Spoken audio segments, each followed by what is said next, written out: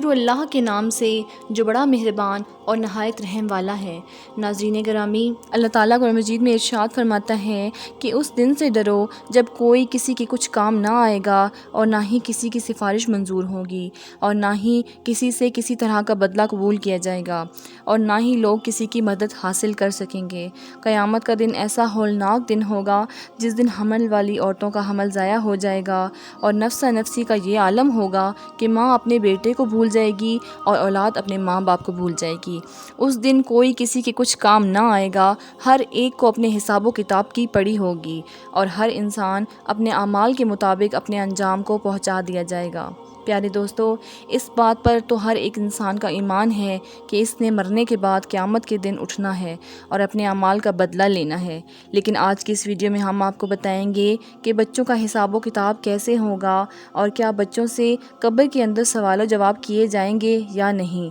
اور کیا مرنے کے بعد بچوں کو بھی ان کی قبروں میں حساب و کتاب دینا ہوگا یا نہیں، اور اس کے ساتھ ساتھ آپ کو یہ بھی بتائیں گے کہ مشرکوں اور کافروں کے بچوں کے ساتھ مرنے اور کے بعد کیا سلوک کیا جاتا ہے، اور کیا کافروں کے بچے مرنے کے بعد جنت میں جائیں گے یا نہیں، اور اگر کوئی معصوم بچہ کفر کر دے تو کس عمر میں اس بچے کا کفر کا اعتبار کیا جائے گا۔ پیارے دوستو، ان تمام سوالوں کے جواب قرآن اور حدیث کی روشنی میں ہم آپ کو دیں گے۔ اس دنیا کو چھوڑنے سے پہلے انسان کو سب سے پہلے جس گھر میں داخل کیا جاتا ہے وہ قبر ہے۔ قبر آخرت کی منازل میں سب سے پہلی منزل ہے، اور قبر سے ہی انسان کا حساب و کتاب شروع ہو جاتا ہے۔ جو قبر کے امتحان کو پاس کر لیتا ہے تو اس سے آگے آنے والے امتحانات آسان ہوتے ہیں، اور جو قبر کے امتحانات کو پاس کرنے میں ناکام رہتا ہے تو اس سے آگے آنے والے امتحانات سخت اور دشوار ہوتے جاتے ہیں۔ پیارے دوستو، جب بھی کوئی انسان مرتا ہے تو اس کو قبر کے اندر دفنایا جاتا ہے، پھر چاہے وہ بچہ ہو، بوڑھا ہو یا نوجوان۔ اس طرح اس مرنے والے شخص کو دفنایا جاتا ہے تو دو فرشتے اس کی قبر میں داخل ہو جاتے ہیں، جن کو منکر اور نکیر کہا جاتا ہے۔ یہ فرشتے اس مرنے والے شخص سے سوالات کرتے ہیں، اور مرنے والا شخص ان فرشتوں کے سوالوں کا جواب دیتا ہے۔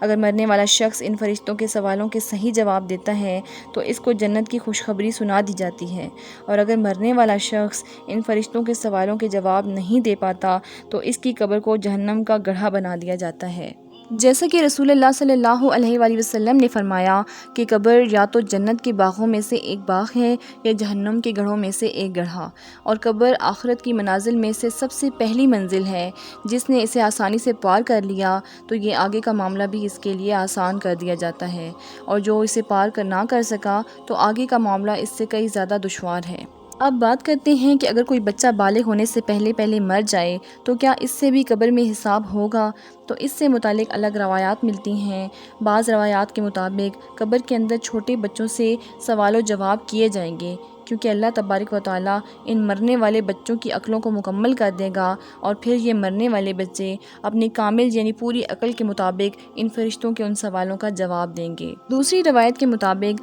بچوں سے قبر میں کوئی سوال و جواب نہیں ہوگا، کوئی حساب و کتاب نہیں لیا جائے گا، کیونکہ وہ معصوم ہوتے ہیں، وہ بے گناہ ہوتے ہیں، لہٰذا بچوں سے قبر کے اندر کوئی سوال و جواب نہیں کیا جائے گا۔ اب بات کرتے ہیں کہ ان بچوں کی جو کافروں کے گھر پیدا ہوئے یا مشرکوں کے ہاں پیدا ہوئے اور بالغ ہونے سے پہلے مر گئے، تو کیا ایسے بچے مشرک یا کافر کہلائیں گے؟ تو قبر کے اندر ان سے کیا سلوک کیا جائے گا؟ تو اس سے متعلق حضرت عبداللہ ابن عباس سے روایت ہے کہ جب رسول پاک صلی اللہ علیہ وآلہ وسلم سے کافروں اور مشرکوں کے بچوں کے بارے میں سوال کیا گیا تو آپ صلی اللہ علیہ وآلہ وسلم نے ارشاد فرمایا کہ جب اللہ پاک نے ان بچوں کو پیدا کیا تو اللہ تعالیٰ خوب جانتا ہے کہ ان بچوں نے بڑے ہو کر کیا کرنا ہے۔ اسی طرح ایک حدیث میں آتا ہے کہ آپ صلی اللہ علیہ وآلہ وسلم نے ایک خواب دیکھا کہ آپ صلی اللہ علیہ وآلہ وسلم ایک باغ میں ہیں، اور ایک لمبے قد کا آدمی باغ میں چل رہا ہے، اور اس کے ارد گرد بہت سارے بچے کھیل رہے ہیں۔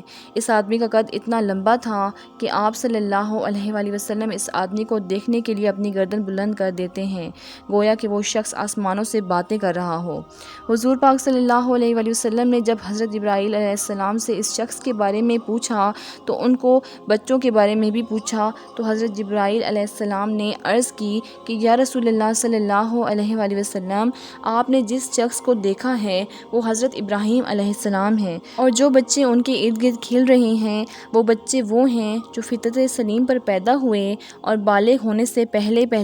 فطرت سلیم پر ہی مر گئے، یعنی وہ بچے فطرت اسلام پر پیدا ہوئے اور فطرت اسلام پر مر گئے۔ تو ایسے بچوں کے ساتھ آخرت میں وہی سلوک کیا جائے گا جو ایک مسلمان گھرانے میں پیدا ہونے والے بچے کے ساتھ کیا جاتا ہے۔ حضور پاک صلی اللہ علیہ وآلہ وسلم نے فرمایا کہ ہر پیدا ہونے والا بچہ فطرت پر پیدا ہوتا ہے، یعنی اسلام پر پیدا ہوتا ہے۔ جو اس کے ماں باپ ہوتے ہیں وہ اسے یہودی، نصرانی یا پھر عیسائی بنا دیتے ہیں۔ یعنی اس حدیث سے معلوم ہوتا ہے کہ ہر پیدا ہونے والا بچہ مسلمان پیدا ہوتا ہے، اور ایسا بچہ جو کافروں کے ہاں پیدا ہوا لیکن وہ بالغ ہونے سے پہلے مر گیا تو وہ اسلام پر ہی مرے گا۔ اب بات کرتے ہیں کہ بچے کی کتنی عمر میں بچے کے گناہ کو مانا جائے گا۔ تو اس کے متعلق مختلف روایات ملتی ہیں کہ جب بچہ عاقل اور بالغ ہو جائے اور اچھے اور برے کی پہچان کرنے لگے، اور اس عمر میں کوئی بچہ کفر کرتا ہے تو اس کے کفر کا اعتبار کیا جائے گا، یعنی اس کے کفر کو مانا جائے گا اور وہ بچہ کافر ہوگا۔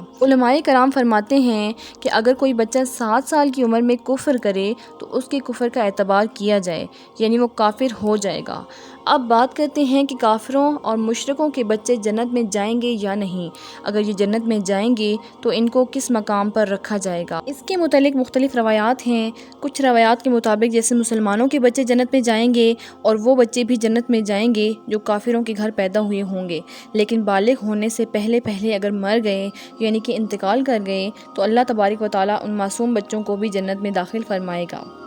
اللہ تعالیٰ کا ارشاد ہے کہ وہ کسی کو بھی جنت یا جہنم میں داخل نہیں فرمائے گا جب تک اس کو اعمال کا مؤلف نہ بنا دے، لہٰذا اللہ تعالیٰ کسی حساب کتاب کے بغیر ان معصوم بچوں کو جنت میں داخل فرمائیں گے۔ اور کچھ روایات کے مطابق کافروں اور مشرکوں کے بچے جنت میں تو داخل ہوں گے، لیکن یہ جنت میں جنتی مسلمان بچوں کے ماتحت ہوں گے اور ان کے خادمی کی ڈیوٹیاں سر انجام دیں گے۔ اور کچھ علماء کرام اس مسئلے پر خاموشی اختیار کرتے ہیں۔ ان کا کہنا ہے کہ اللہ تبارک و تعالیٰ بہتر جانتا ہے کہ اللہ کافروں کے بچوں کے ساتھ کیا سلوک کرے گا۔ ناظرین، ان تمام تر روایات میں سے صحیح روایت یہ ہے کہ جو بھی بچہ بالغ ہونے سے پہلے فوت ہو جاتا ہے تو اللہ تعالیٰ اس کو بغیر حساب کتاب کے جنت میں داخل فرما دیتا ہے، اور بالغ ہونے سے پہلے مرنے والے تمام بچے حضرت ابراہیم علیہ السلام کی ذمہ داری میں ہوتے ہیں، اور ان کو حضرت ابراہیم علیہ السلام کی ذمہ داری میں رکھا جاتا ہے، پھر چاہے وہ مسلمان کے بچے ہوں یا کافروں کے۔ اللہ تعالیٰ سے دعا ہے کہ اللہ تبارک و تعالیٰ ہمیں نیک اعمال کرنے کی توفیق عطا فرمائے